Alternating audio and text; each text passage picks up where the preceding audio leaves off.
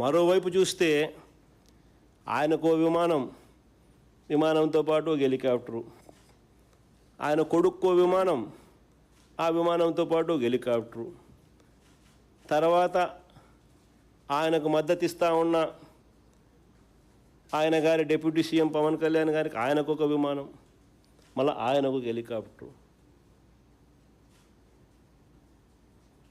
అందరూ గాల్లోనే. ముఖ్యమంత్రి గారు కొడుకు ఒక పూట విజయవాడలో ఉంటే మరో పూట హైదరాబాద్లో ఉంటాడు, ఇంకో పూట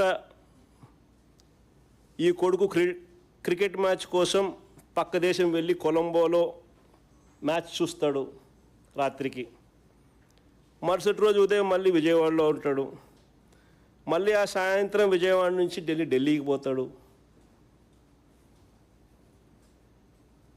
అంతే ప్రైవేట్ విమానాలే.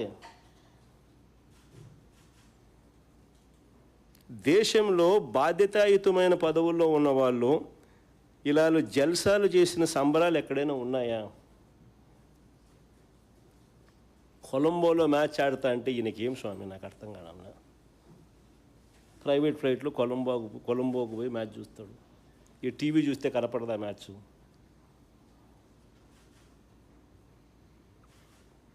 సరే క్రికెట్ అభిమానివే అనుకో, టీవీ చూస్తే కనపడదా? నేను కూడా నిన్న టీవీలోనే చూసిన మ్యాచ్.